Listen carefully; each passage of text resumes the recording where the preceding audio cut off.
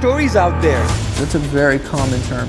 Raghead, sand monkey, carpet jockey, Haji, Klawonn Hassan, Osama, Zachary bin Laden, Klawonn bin Laden. I've heard everything.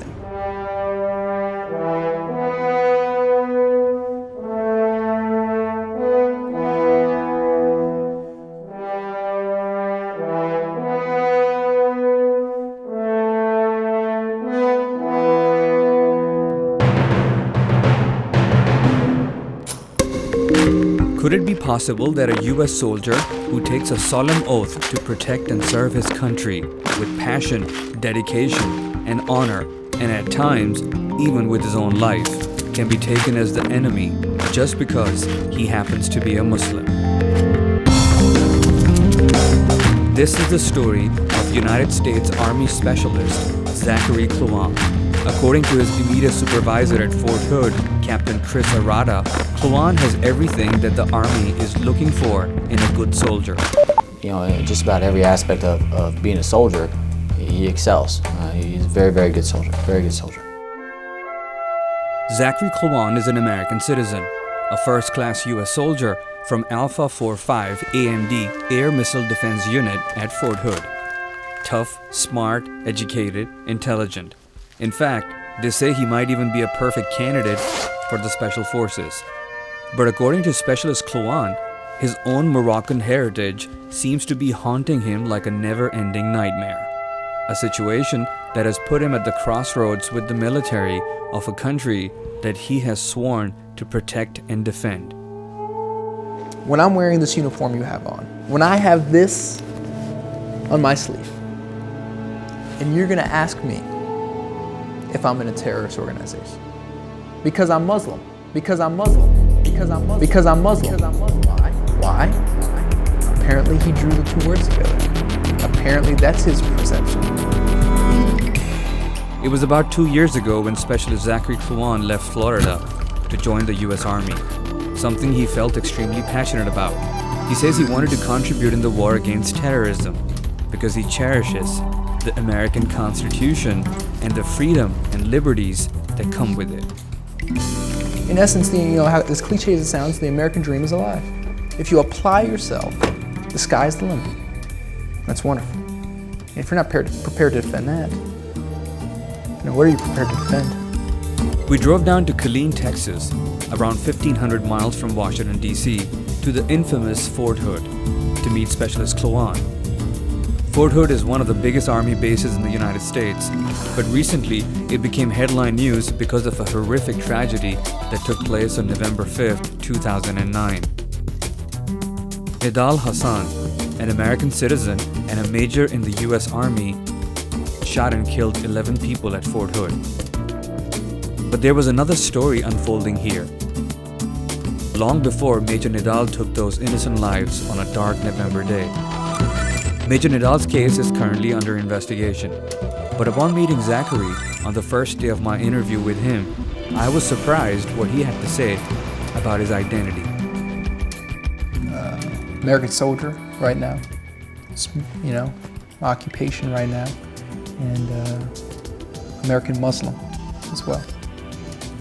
It's funny you said American Muslim because when I talk to most of the Americans, they never say that I'm an American Christian. Sure. Why do you have to say that?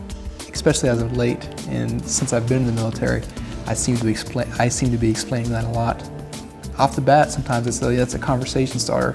That is the conversation that I have with a lot of people. That is most of the conversations that I have with a lot of the guys I work with. So as of late, it's been a big topic for me, I guess. So when people talk to you, for them, the topic of interest is that you're a Muslim.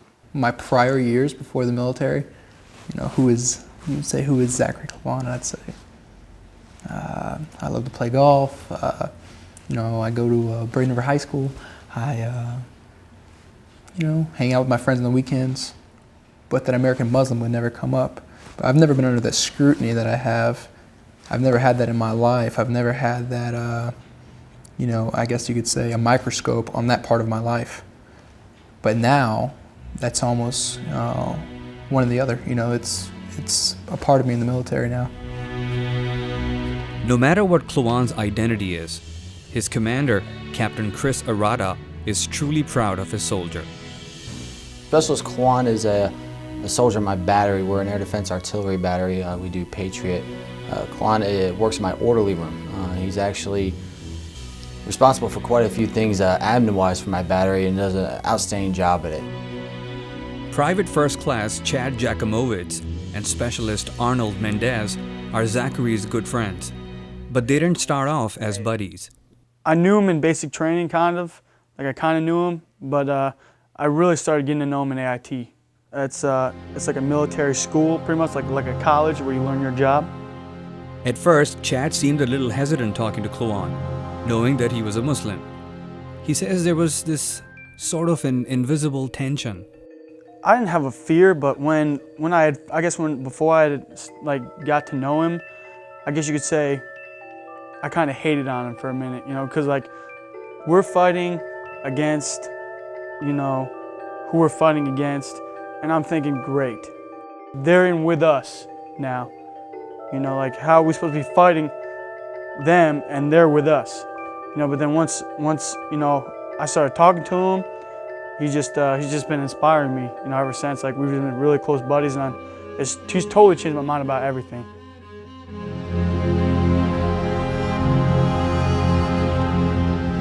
Specialist Klawonn has made some pretty strong statements.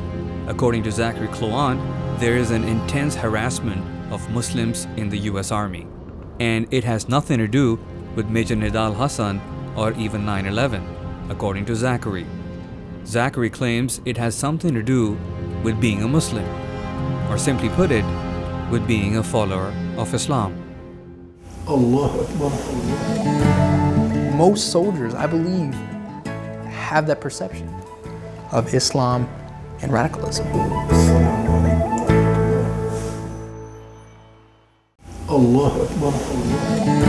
I guess subconsciously you start thinking in your head, you know, all Muslims are bad people.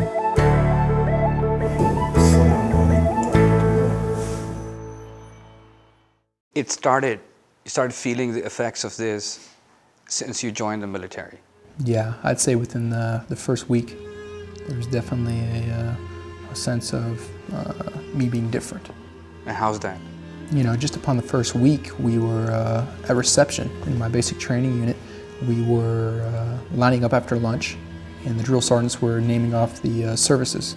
And the last one that they had to offer, that was on their list that the drill sergeant was reading off, and he said it in a very sarcastic and humorous voice, and he was like, "Does anybody need to go to Islamic service?" So immediately, there was that belittling of the faith. And I raised my hand. And he was stunned. He was stunned. You know, he had to see who this guy was. He brought me out to the front. You know, this is a group of about 400 new recruits, 400 new guys. He brings me to the front. He's like, "So you're going to Islamic service?" "Yes, I am." "Yes, drill sergeant." All right. He wasn't expecting it. He didn't know how to respond. I think he felt a little uncomfortable because how he brought it up, and immediately he's like, "Oh, okay. Well, we need to find somebody to go with you, because you always have to have somebody go with you in basic training." And there was no other Muslims in that group.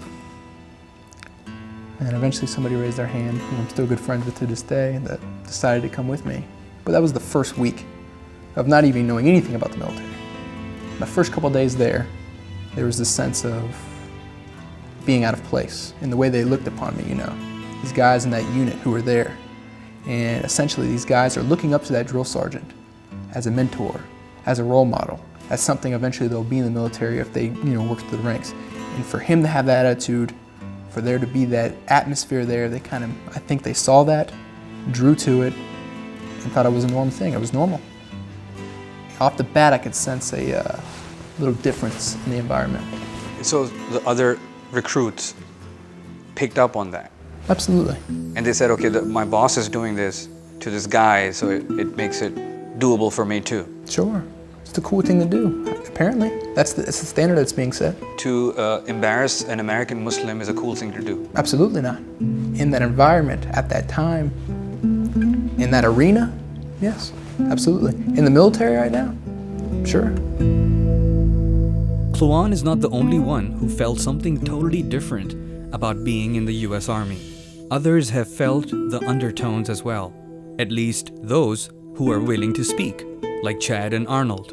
From your statement, it sounds like as if America is fighting Muslims, whereas I thought that America and the world are fighting terrorists who happen to be Muslims, and just a tiny little bunch of them. I don't know, I guess I wouldn't really say Muslims. Like, it's not brought out there like Muslims, but it's like, I guess the majority of them, I guess that's almost how it's portrayed to me, I guess you could say. U.S. Army Specialist Arnold Mendez. You kind of get those undertones because you're going through basic training. You're being taught to fight as a cohesive unit. You're taught about brotherhood. Take care of your battle buddy. Look out for your platoon. Look out for your squad. Look out for U.S. Army. Just army of one. And then you have to come together against someone. And even though they might not come out and say we're gonna go fight Muslims, but who we have. We're two wars right now that we're fighting, and they make you feel like you're fighting against Muslims, even if they don't say those words. That's kind of like the undertones of everything that we do and everything that they say. I still wasn't clear about what these guys meant when they said the undertones are there. So I asked Arnold again, what exactly is he trying to say? They have the sights set up, the fobs set up, and the guys who are playing the insurgents, the terrorists, whatever you want to call them. These guys are dressed up, in a certain manner. They're portrayed to be of Muslim faith. They're not portrayed to be just anybody. So that's why I said it has those undertones. And I guess subconsciously you start thinking in your head, all Muslims are bad people.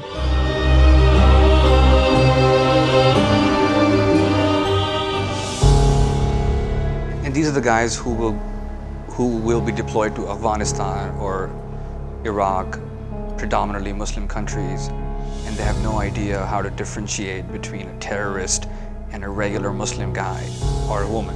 Absolutely. I think to me that's terrifying, and it's almost hard for me to fathom to think that, and not to say that all soldiers are feeling like that. Not all soldiers see it that way, but because most soldiers, I believe, have that perception of Islam and radicalism. They're one in their eyes. So I put the same questions to Klawonn's commander at Fort Hood, Captain Christopher Arata. He says there are good and bad people in all faith groups, but we just can't label an entire demographic just because of a few bad people. Do you think all Muslims are terrorists? Absolutely not. It's again, it's just one of those silly notions that people come up with. It's a small percentage of Muslims, are what we consider insurgents. Anti-Iraqi or anti-Afghan forces are, absolutely. They do exist. I mean, there's no question about that, absolutely. But on the exact same token, there are Christian groups, Christian fundamentalist groups that could very easily be considered, terrorists. And, you've got groups in all faiths and all religions that some people, they interpret it, their very specific way and the way they want it to be interpreted, and they use that as an excuse, but it comes down to the individual person. Always comes down to the individual person. It's unfair to sit there and say all Muslims are terrorists if you're not going to use the exact same standard for everything else, every other religion, every other race, every other thing. And of course we don't use biases when talking about other people. We don't use stereotypes when talking about for me, I'm an Italian and I'm Irish. People don't talk about me like stereotypical Italian things or stereotypical Irish things. They just take me for who I am. Allah Akbar. God and Allah, they're the same person. They just have a different name.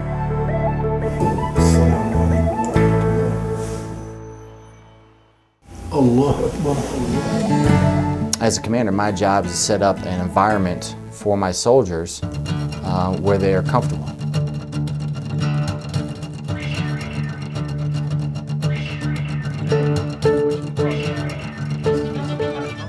Private First Class Chad Jacomovitz says that talking to your band of brothers is helpful because, according to him, before joining the army and even after spending some time as a soldier, he had a different idea about Muslims until he met Specialist Zachari Klawonn.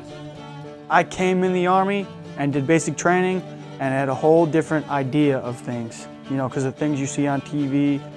But he's just kind of changed my point of view on certain things. How did he do that? We used to be, you know, I guess bunkmates, or, you know, we lived in the same quad, and we would just talk like about like random things, like I would ask him about his religion sometimes, you know, and like certain things that he does, why, you know, and he would just talk to me just because I was curious, you know. Before, you know, you could say I was ignorant, you know, because you can't judge a book by its cover. Once I actually opened the book and spoke to him, you know, he just totally blew my mind. Did he ever talk to you about Christianity? I'm Catholic, you know, like, and he would ask me pretty much the same questions I would ask him. You know, like what is your view? And pretty much God and Allah, they're the same person. You know, they just have a different name. You know, we're all praying to the same God. He's just a different name. It's evident that spending a little time with someone who has fears about your faith can seriously help in dispelling rumors and misconceptions. And Captain Arata believes in this concept and encourages his soldiers to talk amongst each other. It's going to take time, bottom line. That's what it's going to take. It's going to take individual Americans and individual soldiers meeting more and more Muslim individuals and talk with them and finding out, wow, I was wrong. What was I thinking? You know, if they have those preconceived notions.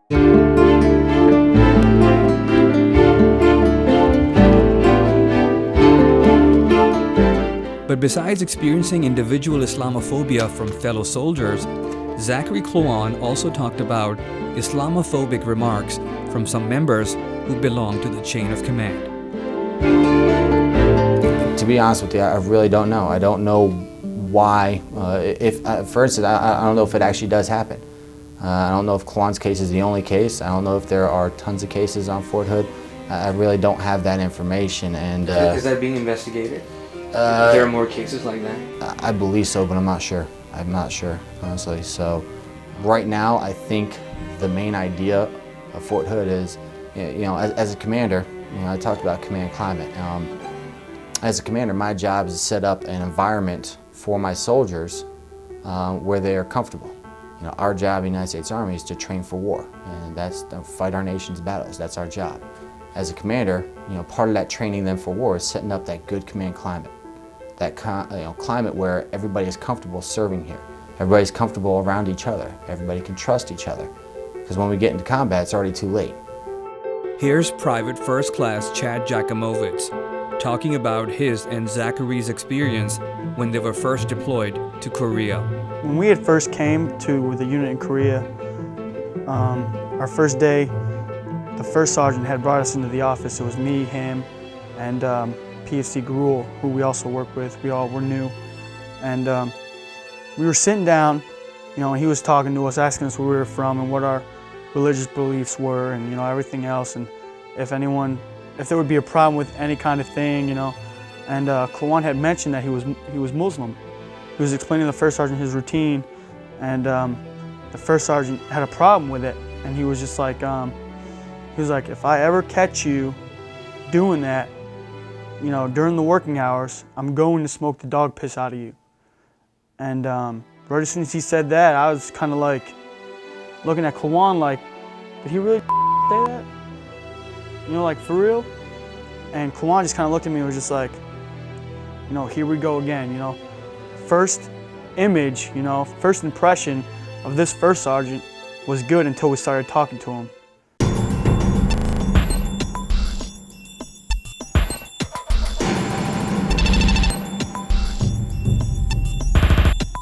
As I was trying to comprehend all the data going into my head, I asked Captain Arata again that the command climate is a very specific thing we've heard complaints of. Maybe not in his own unit, but according to Specialist Klawonn and other young soldiers, there are people within the chain of command who showed prejudice against Zachary simply because he's a Muslim. I can't talk about what the rest of Fort Hood, and all that. I could just talk about my specific unit and stuff that I've tried to do, to implement to allow for that comfortable atmosphere, allow people to serve comfortably, and work so far for me.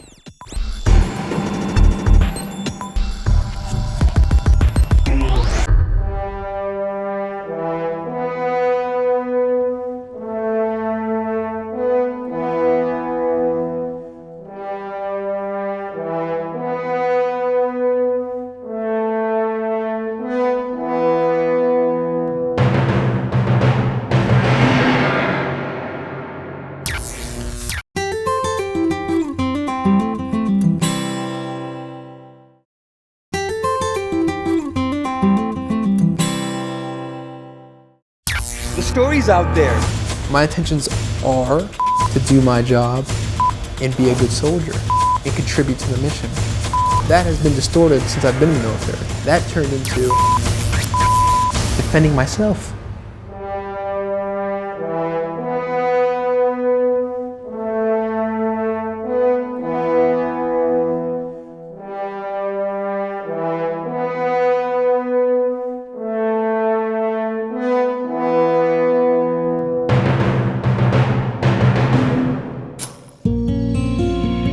Specialist Zachary Klawonn is an American soldier, an American Muslim of Moroccan descent, and for the past 2 years, he's been stationed at one of the largest military installations in the U.S., Fort Hood, Texas. Zachary is well respected among his peers and his supervisors, but the reason why we drove down to Fort Hood from D.C.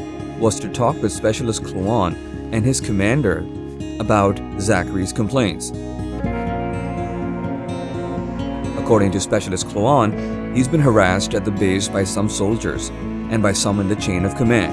And the reason for this, according to Zachary, is simply because he happens to be a Muslim. So let me get this straight.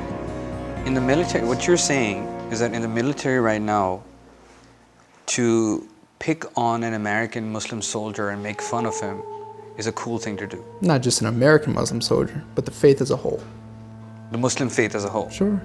It's in jokes every day. There's derogatory terms. It's everywhere. Most of the guys I met, I'm the only Muslim they've ever met in their life, let alone in the army. I've heard from a lot of people, a lot of guys that I served with, who I don't speak to anymore, who I don't have a relationship with, who thought, said, "Why are you even in the army?" What do you mean by that? Exactly what they said. Why are you in the army? And that's what your reaction was. The same reaction I had. What do you mean? We're on the same team, and I joined the army for the same reason I hope you join the army, to protect freedom, to protect this way of life. I cherish this way of life here that we have here. It's an amazing sense of freedom. In their eyes, I was a Muslim, and there was no differential in their thought process, in their reality, that there was no differential between terrorist and Muslim. In their eyes, it was the same thing. And maybe more than half of those that I educated very quickly upon debate or just upon normal conversation, I dispelled some rumors. I answered some of their questions, and immediately a lot of these guys picked up and they were very accepting, just treating me like one of the guys. But then there was that group that didn't. But initially, I'd say as a whole, that group had that perception that the word Muslim and the word terrorist were the same. They were connected directly. But Zachary's supervisor and commander, Captain Christopher Arata, an Iraq War veteran, says that nothing of the sort is happening in his unit. He can't speak for the entire U.S. Army or for Fort Hood. I can't talk about what the rest of Fort Hood, and all that. I could just talk about my specific unit and stuff that I've tried to do, to implement to allow for that comfortable atmosphere, allow people to serve comfortably, and work so far for me. Specialist Zachary Klawonn's close friend, Private First Class Chad Jacomovitz, has been there with him in many of these alleged instances. As time progressed, the harassment turned into something more aggressive. One time, me and him were going to do our laundry, and we had walked in there, and all of a sudden we see some kind of papers on the ground, like ripped up, like somebody just made a mess for no reason. We walk in there, and it was his Quran, his book, almost like his Bible, was just ripped up, was like torn to shreds, and that set me off. Just because the man's Muslim, just because his Bible doesn't look like your Bible, it doesn't mean that you have to discriminate him. You don't even know the guy. Klawonn argues that spending time with some folks doesn't really mean that it will impact a whole lot of people. To find the moral compass, he says, there needs to be a collective effort by the United States Army to help address the misconceptions that the soldiers or their commanders might have about Muslims, because not doing so is creating an environment of fear. Do you think it's because of lack of information? I mean, people will spend time with you and then they get to know, this guy seemed like a pretty normal guy to me, doesn't look like a terrorist. Did that help in changing perceptions? Sure, with that small, immediate group that I got to impact directly. When I came in the Army, 2008, I came in the military, and I went through the, I guess you could say, the lack of education on that subject, or it was just the ignorance, or, in reality, racism that I went through. I wasn't prepared for that coming in the military. Because the society I came from in Tampa, I never one day went through that. Post 9/11, I didn't go through that, and it was mind blowing coming to the military, and just having that environment. Like, wow. And then there was another thing. In the Army, it's known as cultural training, to help young recruits and soldiers understand the enemy or the region in order for them to handle situations once they are deployed. Their culture training, they picked him to be the head, the head terrorist, just because of what his ethnicity was, and that he could speak the Arabic language. They picked him out. It wasn't like I volunteer, I'll do it, because look at me, I'll do it. They picked him out of all the people that was there. They're picking people, and he happened to be one of the first people that was picked to do that. And I'm shooting my battle buddy. Captain Chris Arata says that he doesn't think any of this was intentional or on purpose. Every soldier's skill set is useful for the military. I would bet any money in the world that the individuals who, asked Klawonn that, I don't think they were intentionally trying to, slight Klawonn or hurt his feelings or anything like that. I think they were really trying to get as realistic a training event as they could. I doubt they realized what they were doing to Klawonn. Now, when Klawonn brought it up, that's a different story. It did affect him psychologically. Absolutely, and we know that now. And so, really what that comes down to is, hey, lesson learned. Having a Latino heritage, Specialist Arnold Mendez asked what would happen to him if America were to go to war with Mexico.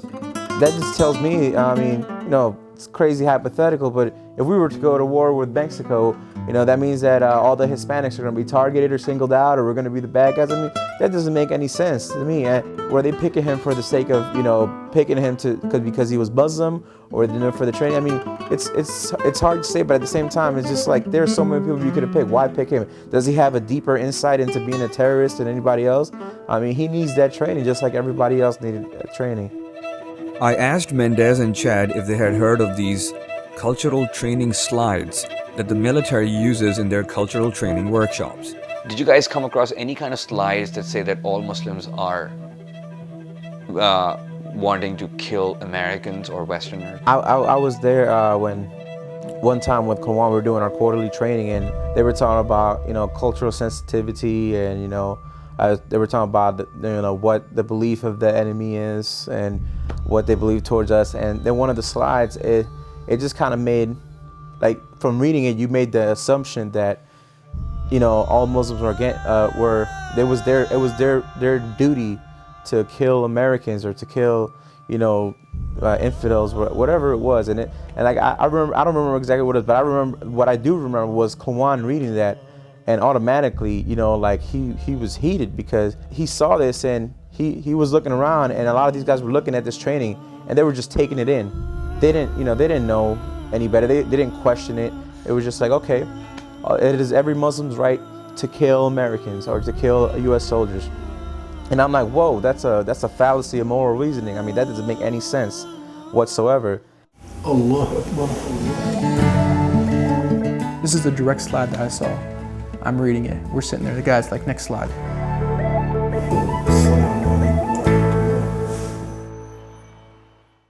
Allah Akbar.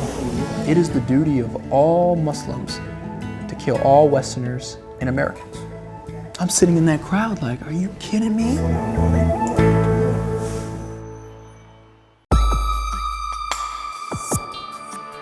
I asked Zachari's commanding officer, Captain Chris Arata, about this cultural training and the slides. You're very right. There are some publications out there, some training material that is dated. Some of the training is poor, some of it's great. I mean, it just depends on who made up the actual material. It's kind of one of those things you kind of got to update as you go, and you hope that you have a good policy in place. And hey, if it's not a good policy, then we can focus on that, switch that up, change it up, good to go. But I think you're very, very right. Some training materials definitely, especially in our instance, you got to get that information out there. And I know one of the biggest things that we teach all the time is that it's the same that it's wrong to kill in Christianity and Catholicism. It's the exact same thing in Islam. And a lot of soldiers, they don't understand that. They really don't know it, and so you got to kind of teach them that sort of thing. But going even into further detail, absolutely, I think it's highly necessary. But you kind of got to go through the basics first and kind of work your way up to that. If you're someone that doesn't like somebody from the faith of Islam or from the faith of Christianity or whatever, a 5-minute class probably isn't going to change your mind. Specialist Klawonn describes how he felt when he came across those slides for the first time during his cultural training. When these training sessions that we have go on, and I'm looking at this cultural training, and you'll have brief cultural training. Nothing in depth. Nothing in depth thus far since I've been in the military. But what we do get is at best terrible information. It's terrible information. How's that? They give a slide show on terrorism. Show all the terrible things, all the terror attacks. A bunch of these, radical guys, quotes from these radical guys, all these pictures, bodies on the floor. And then immediately after, maybe we'll have a slide and these guys are Muslim. There's no, where's the connection? There is no connection. But there's a direct connection in these slides. And it's like, they show a slide. This is the direct slide that I saw. I'm reading it. We're sitting there. The guy's like, next slide. It is the duty of all Muslims to kill all Westerners and Americans. Next slide. I'm sitting in that crowd like, are you kidding me? What? Who's putting this together? That's first of all, who said that? Who's putting this together? What is that? This is completely false. But now I have fellow guys in the crowd who know I'm Muslim, who don't know too much about Islam, who look at me and they saw this slide.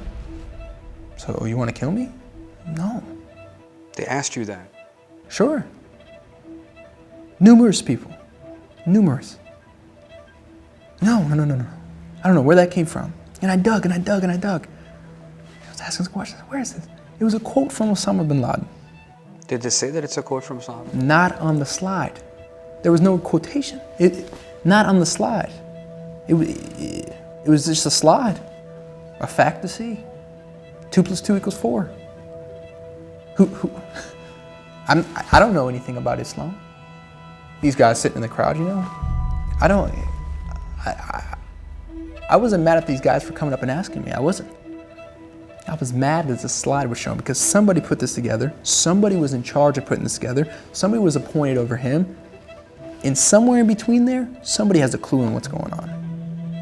Somebody knows what's going on. We tried to find out more about those slides, but no one had any answers. And those slides are nowhere to be found. I asked Zachari's commander, Captain Chris Arata, if the U.S. Army is at war with Islam, as claimed by Specialist Klawonn. The United States Army is not fighting a war against Islam. No, of course not. Like some of the people are saying. No, not at all.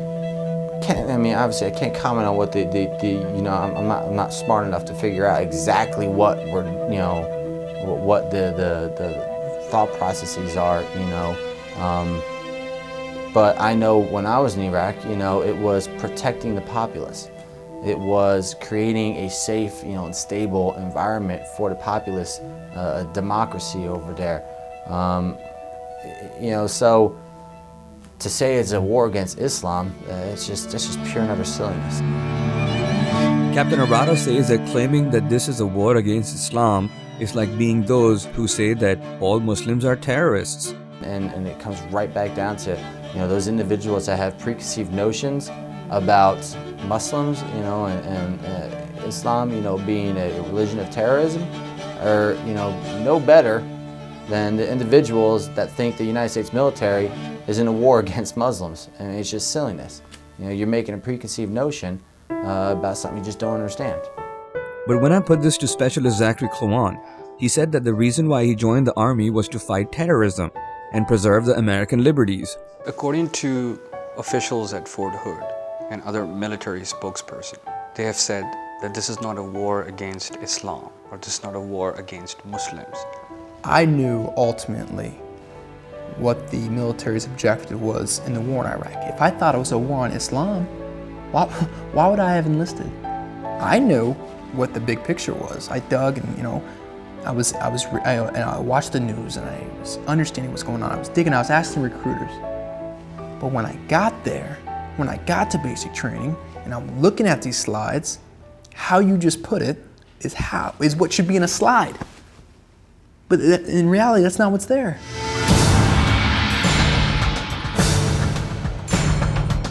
Zachary says that things got worse after the Fort Hood massacre that took place in 2009. Prior to that, he said he had faced verbal abuse, slurs, and other sorts of discrimination, but never a threat at his own doorstep. Chad Jacomovitz, Zachary's friend and his bunkmate at the time, describes what happened.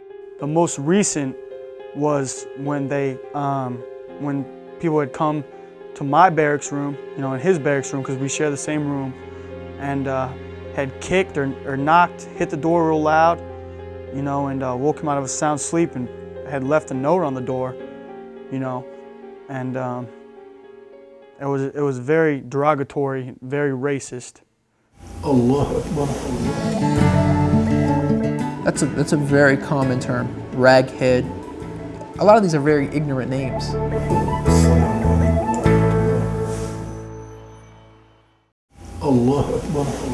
Raghead.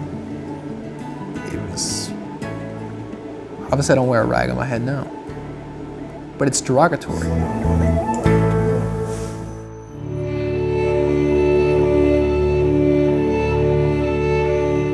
On a Monday night at 2 a.m., Zachary jumped out of his bed because there was someone banging on his barracks door, kicking hard and kicking loud.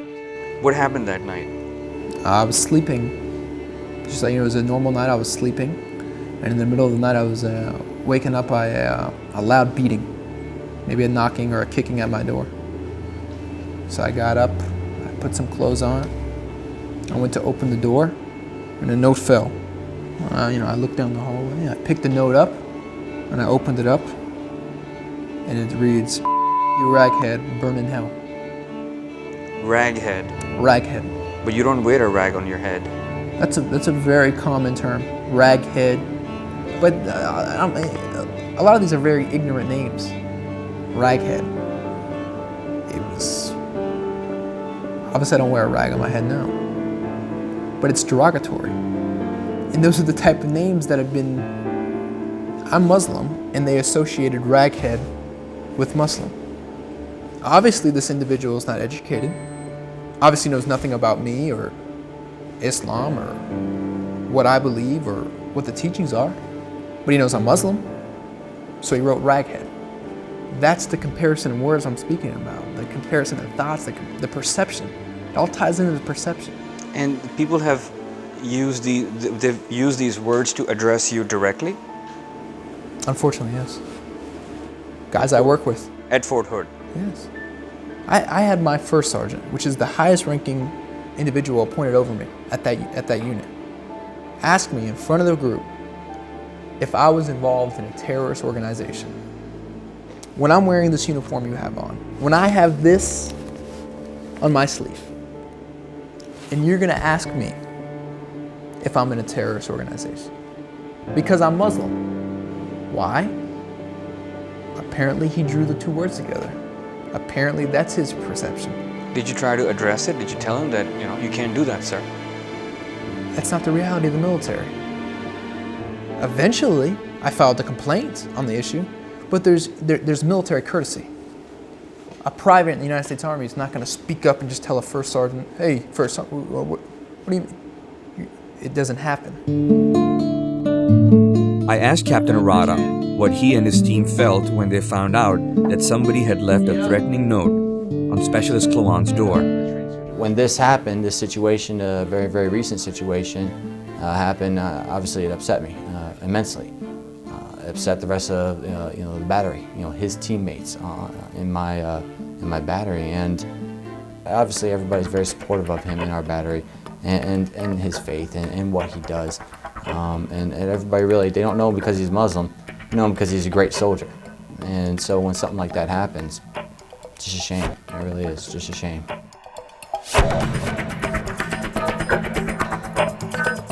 Specialist Arnold Mendez says that the military needs to be more transparent about these issues.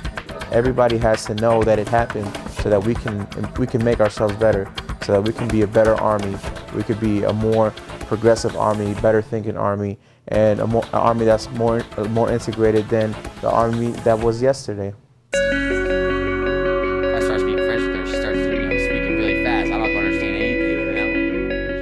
I did try to talk to other officials from the US military, but did not get any response from anyone else other than Captain Arata. I asked him if the US military had contingency plans to help address issues of religious or ethnic discrimination, or is it understood that things like these will happen and nothing can be done? The fact of the matter is, we would love to be able to say that this is never going to happen. Never, ever, ever going to happen in the United States Army. We're just that disciplined, we're that awesome, and we are an incredibly disciplined force. But to be able to say that that's never going to happen, it's just silly. I mean, it's wishful thinking. Things are going to happen, and we do have policies in place to attempt to prevent those situations. We kind of hope that by the time they get to the unit, they will have learned enough about each other and about all these different cultures that stuff won't happen. But the fact of the matter is, it will. It's going to happen. You're going to have those onesies and twosies out there that they just they don't understand. They have preconceived notions, and they act on those preconceived notions until they find out better, until those preconceived notions are challenged. I know technically that we're fighting a war on terror, but I don't see terror as Islam. Islam is peace. Some of them don't even realize they're being disrespectful.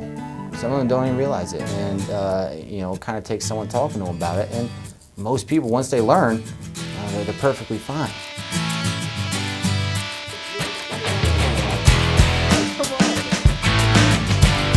Specialist Arnold Mendez and PFC Chad Jacomovitz also claim that the U.S. Army hasn't done enough and needs to do more about religious discrimination within the U.S. military. To be fair to the Army, they're saying that we are doing our best, we've got protocols in place, investigations being done, and things are being addressed, issues are being addressed, And at the same time, you know, if you look at the civil rights movement, it took 50, 60, 70 years for people's perceptions to be changed, and it's still in the process of being changed. That's the Army's way of sweeping shit under the rug, just like I told you. Captain Arata says that even though protocols are in place to address such issues, but there's no guarantee that things like these won't happen again. Again, that falls under the cross-section of society, you know, clause, I guess you could say. You know, the fact is that we try our hardest as a military to prevent that sort of stuff from happening. But you can't stop everybody. You can't, you know, kind of have your eyes everywhere. We try our hardest, but it's just not possible. And some of them don't even realize they're being disrespectful. Some of them don't even realize it, and you know, it kind of takes someone talking to them about it. And most people, once they learn, they're perfectly fine. You know, they, oh, okay, I get it. You know, I was being an idiot. I'm sorry.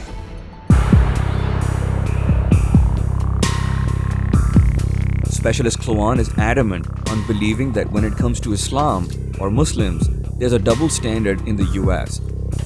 Well, protein shake, 2 of these a day, meal replacement.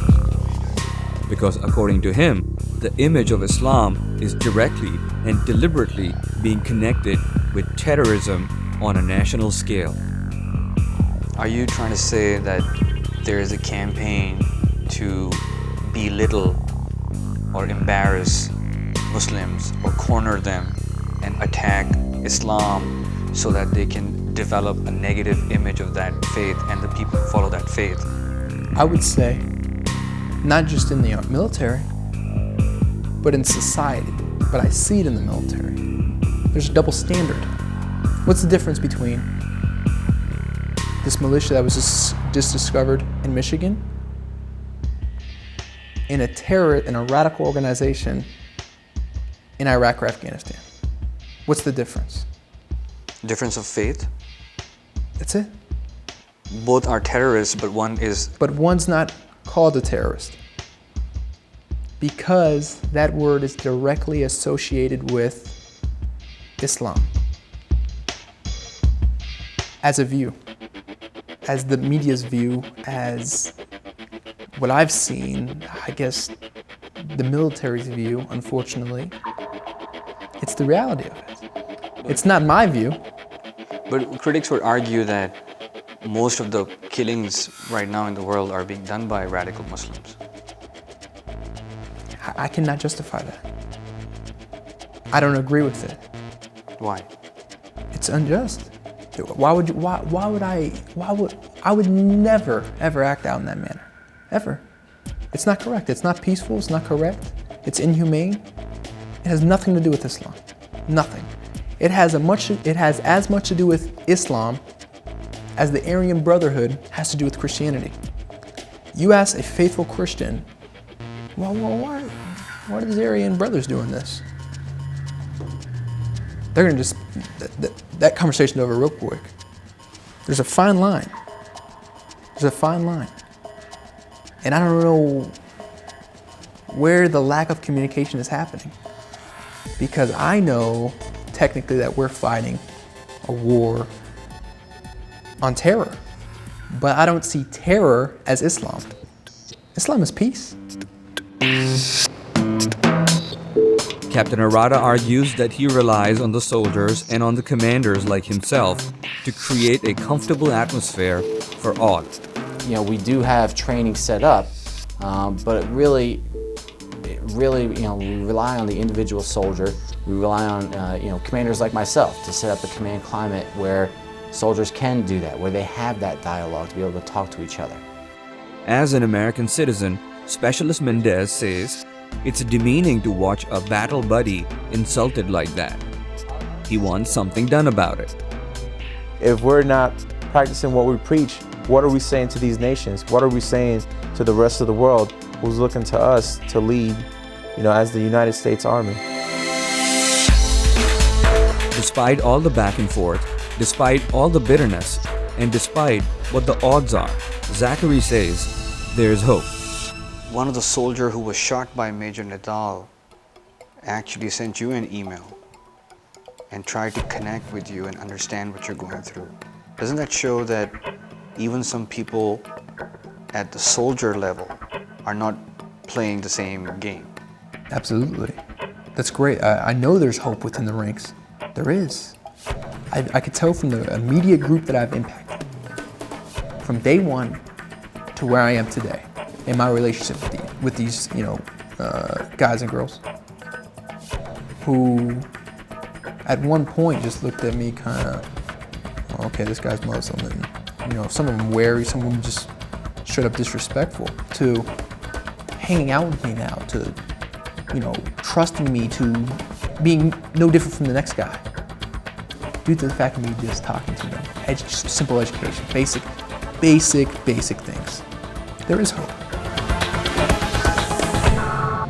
Specialist Klawonn argues that his efforts are simply to address the system and to make sure that being an American Muslim soldier won't be as tough for others as much as it has been for him. Right now, things are difficult. And if it makes things difficult for me, sure, okay, things are already bad. If you want to make my life a living hell, go ahead. But implement change for those other, for the next Specialist Klawonn, for the next Private Klawonn that comes in the army, who happens to be Muslim. Imran, Siddiqui, Muslims America, Urdu VOA, Fort Hood, Texas.